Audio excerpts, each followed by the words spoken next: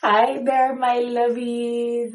Happy New Year. I'm so thankful and grateful that I've made it to 2026.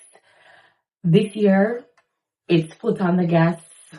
I'm just gonna keep pouring out the content. It's a World Cup year. So much is happening. I'm gonna be here for you guys because you guys have been here for me. In 2025, you guys made my dream come true with 1,000 subscribers, and I'm so thankful. Before I go ahead with the video, there's a few things we have to talk about. One, Jamaica would have experienced a very catastrophic Hurricane Melissa, and it left a lot of persons unhoused, in need, and just going through the worst time of their lives. And so I encourage everybody who is Jamaican or not, who's watching this video, to click the link in the description below to support Jamaica's needs. Find a charity, donate, volunteer, do as what you can, repost, share. Is very helpful in the rebuild of Jamaica. I want to say rest in peace to Donald Oliver, one of the best voices, one of the best Jamaican sports commentary voices, one of the best sports analysts the country has ever produced. He sadly passed away.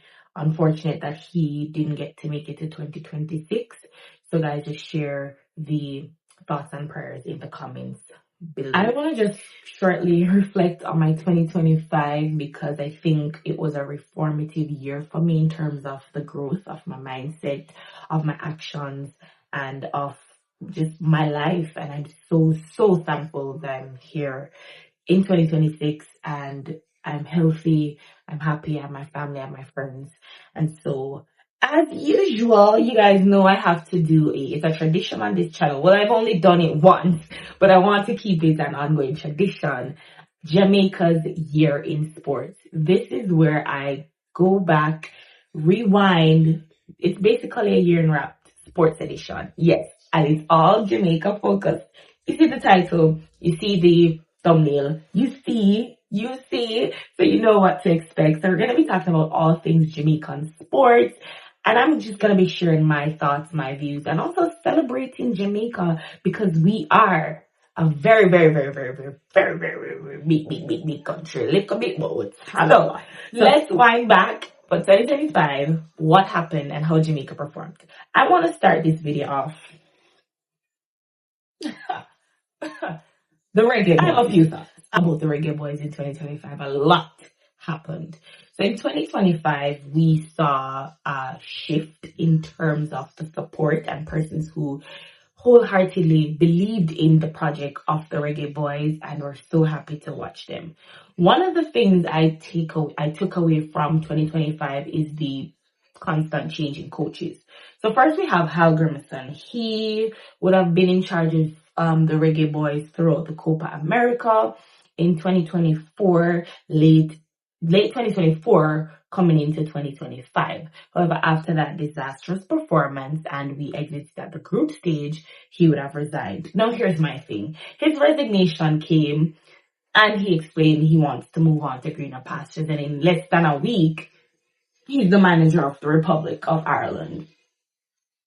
Which begs me to question if this was a coordinated attack and it's something that he's been planning. We move on to Steve McLaren taking over the reggae boys. And not to be disrespectful to him, but he has not achieved any major feat for me to say, yes, I believe in him and that he would come and change the reggae boys. I do not know his footballing philosophy. I don't know what his playing style is. And even as he assumed the role, it still was not clear.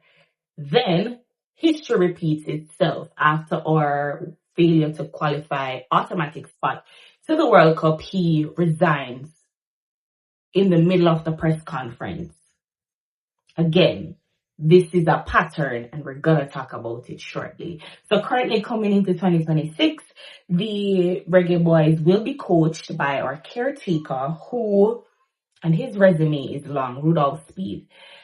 And I was conflicted because, as again, his resume is current head of the technical committee, which JFF has, really branched out and expanded the federation, which is fun to see. He's also the coach of Cavaliers, and the Jamaica Premier League has an extensive schedule.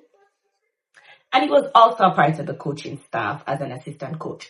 So my thing was the process in picking a manager, an interim manager or a part-time manager until we get a new manager done with the Reggae Boys and Jamaica's best interest at heart. I don't think so.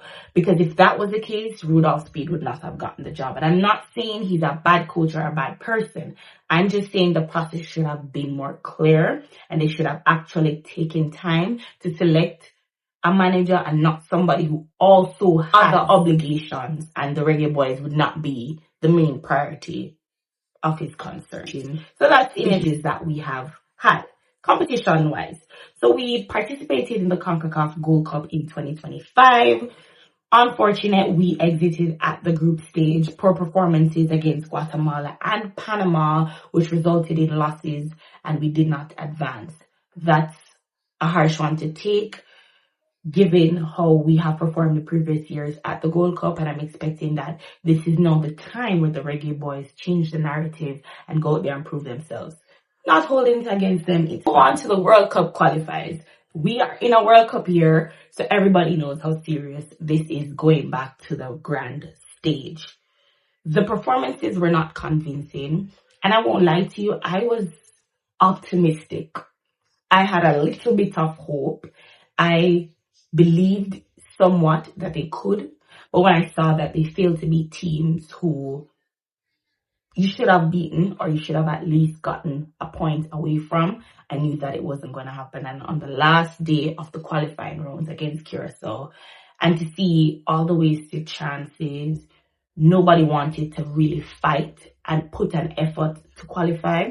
And then even the thing with the going out to club afterwards, it was too much. So our World Cup qualifiers was a bit disappointing. Not the end of the story, because come March, we have the big task ahead of us in the World Cup qualifiers. Because I see a lot of people saying, oh yes, we're going to beat DR Congo, which that would be the final matchup, with the last two teams taking the spot, matchup 1 and matchup 2. We play New Caledonia first. And I had no clue that New Caledonia was recognized as a country. I had to Google their team. I had to dig and research to find out about them. So that's the first obstacle. And the Reggae Boys have not proven to me this year that they can beat a New Caledonia. And in no way, shape, and form am I degrading the Reggae Boys and saying they're not capable and they're not good enough. That's not what I'm saying. I'm just saying I'm not building my hopes up to be let down, but I'm really interested to see how they fight for this, because this is the last chance to prove to the Jamaican people that the project is working, that the team can go to the big stages, that the team is able to perform when the time is right. As I mentioned, we play New Caledonia first. Hopefully it's a win, and then we go on to DR Congo. Now, DR Congo has been one of the best teams in the World Cup qualifiers round in African football, currently at AFCON. So they are not an easy walkover. They are a team that will fight to the absolute end. We saw that against Nigeria. We have to fight. We have to fight. If we don't fight, go home. Go home. Go home, because they're not going to make it any easier. The Reggae Boys 2025 in a nutshell. I'm excited to see what 2026 brings for us in terms of the World Cup qualifiers and potentially the World Cup. It would mean the absolute most to every single Jamaican to witness that. I did not witness the men's team go to a World Cup. I have the women's. And a side note on the JFF for 2026. The player selection has to be fair. The squad call-ups have to be fair. I've seen articles of Steve McLaren, and he's vocalized that the process is not as transparent. You know, he had to pay for a lot of things out of pocket. And this is nothing new with the JFS. I'm not even shocked. But I just want for 2026 coming into a new year that we actually take the football serious, because there is something here. A very talented bunch of a group of players who can take us to the promised land, who can match up against the best. And my thing for the fans, we have this thing as Jamaicans where, oh, get a youth around, get a youth up. And I'm not saying that some of these players are not talented that you guys are recommending, but guys, They're not the end all be all, and they're not the solutions to Jamaica's problem. They are part of the team, and they will help the team. And some of the managers that you guys have recommended to be our managers, we will not go anywhere with them. I don't want to hear it. Keep it to yourself. To my favorite Jamaican team there ever is and there ever will be, the Reggae Girls. The Reggae Girls, the 2025 has not been busy in terms of for the Reggae Girls because it's mostly friendlies and, you know, some cute little stuff. But I still want to talk about them because they did achieve quite a number of things. Started off a friendly matchup with a wonderful and great performance, 18-0 win over Dominica. And that's Khadija Bunishaw as Jamaica's leading all-time goal scorer for both men and the women's team. She has bagged 60 goals. She's the first player in history to do so. And I'm going to say it. I've said it already and I'm going to say it again. Khadija Bunishaw is the greatest Jamaican footballer of all time. I'm not gonna take it back. I'm not gonna take it. Incredible display against Dominica. A part of 2025 was a big chunk of our starting 11 decided that they basically would go on strike. They're not playing until the GFF starts out the coaching issues, until they are transparent with their players. And we saw a very disappointing run of losses with our B team. No disrespect to those ladies, but as soon as our starting 11 came back, we saw the quality that the team has. And again, the JFF needs to figure it out. It's a new year. Figure it out. Reggae Girls are ranked 39 overall in the world. Again, proud of this team. This team would have conquered and overcome so much struggle and doubt and even being underrated, and for them to sit at the highest peak with some of the best countries. As I said, 2025 wasn't much with them playing. They hadn't had a lot of appearances, but come this year, guys, it cranks up because we are going to be playing for the Women's CONCACAF 2026 qualifiers. I really want to see how good we go and qualify for that and even eventually go on to perform well.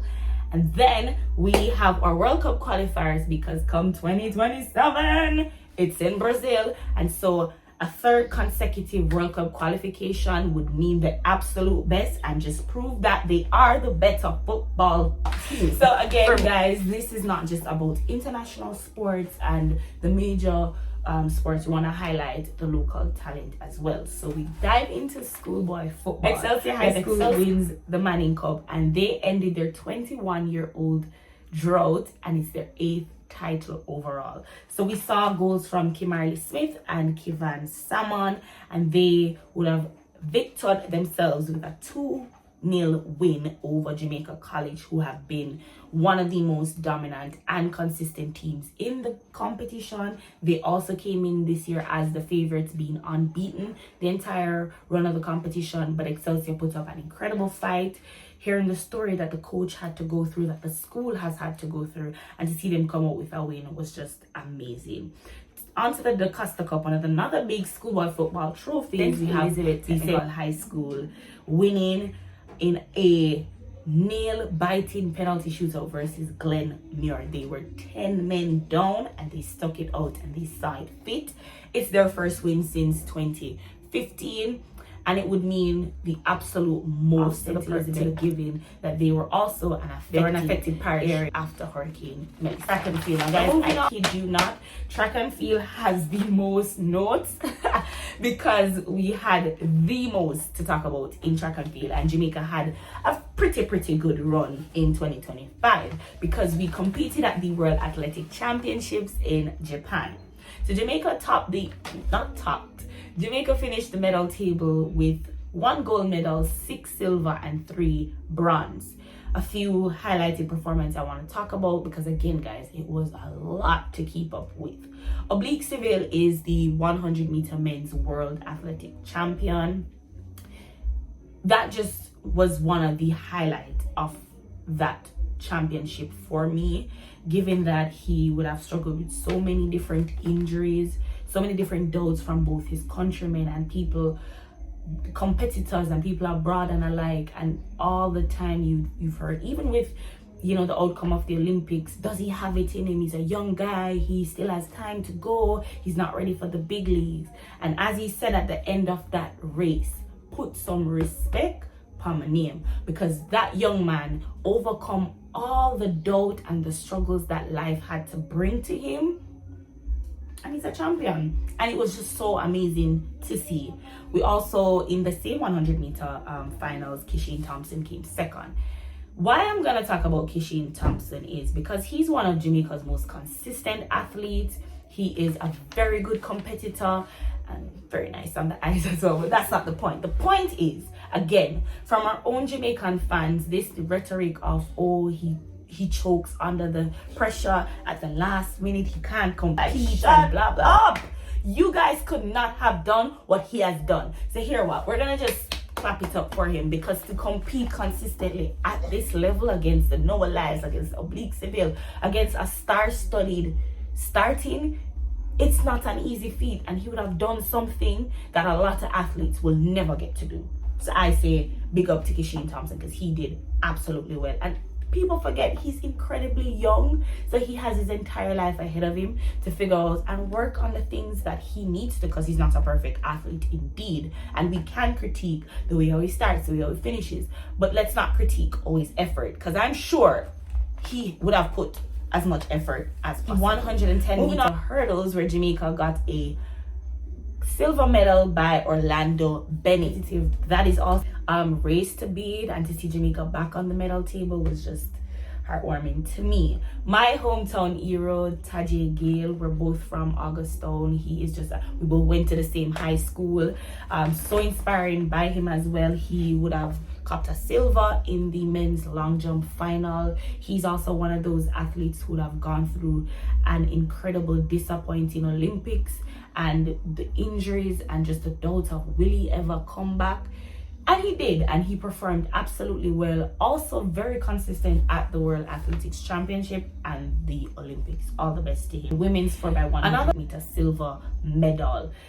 Relays are never fun to watch, are never not nail-breaking, and all the fields are there, and these athletes would have, you know, sacrificed so much, whether if they medal individually or not, and they come into the relays and they put it all out there for their team. And so for the women to get silver means the absolute best. Is shellyann, one of the fraser, top pryce. She has finally put up her boots at the World Athletic Championships, and so 18 years of her incredible career boil down to that moment in still medaling, and she walks away with 10 golds, 6 silvers, 1 bronze in 9 world championships that she has performed in. Absolute GOAT. She's another one of the greatest Jamaican athletes of all time. The women's 4x400 meters relay team won silver. Again, incredible competitive field, and they triumphed over all of the things that we'd have gone through in the qualifying rounds. Kudos to them. Guys, if you did not hear me talk about either of the men's relay team, leave me be. Because when old time people say, if you're not good for say, don't say it at all, I don't want to be the bad guy. But I'm not going to be rude and disrespectful towards the athletes, because again, they would have prepared and did so much work and put so much effort into being there. So I'm sure they did not want to just not medal and not do well for their country. So to all the athletes who did represent us in the 4x100 men and 4x400 men relays team, thank you very much. 200 meters men, and this is the first medal in years since Usain Bolt last competed in the 200 meters. So, and he's 21 years old. To do that at 21, to have that pressure on your shoulder to come and deliver for your country is, again, our athletes are incredible. Shericka Jackson picked up bronze in the women's 100 meters. She was one of the only Jamaican women to medal in that event. She's also a consistent performer. She also had injuries she had to deal with throughout the Olympics coming into this track season, and to see her just rise up above that and put the naysayers to shame. Shericka Jackson, the woman that you are, will always be celebrated by me. The field events have become one of my favorite events to watch Jamaican athletes, And unfortunately, this year at the World Athletic Championships, we didn't medal in any of them. We didn't perform well. But again, it's not my place to be disrespectful to our athletes, but to also uplift them and to say thank you to every single field event athlete that went out there, wore the Jamaican colors on their body and represented us well, whether you medal or not. You did the thing. Ending the track and field section of this video with one of the biggest stories of this year in the sports fraternity. When I woke up and saw this news, I was like, my Shaylas, what? That Reggie Soda, Regindra Campbell, and Jaden Hibbert would all be switching their nationality to Turkish to represent them at LA Olympics 2028. My heart sunk. But it did not stop the discourse and all the conspiracy theories and the thoughts and the this and the that. Because I'm all for patriotism. Like, I'm here in a Jamaican shirt. I've always vocalized how proud I am to be Jamaican. Of all the problems that we have as a country and all the problems that track and field has faced, I still love being Jamaican. But remember that these athletes this is their job. Sometimes it's their only job. Sometimes it's their dream.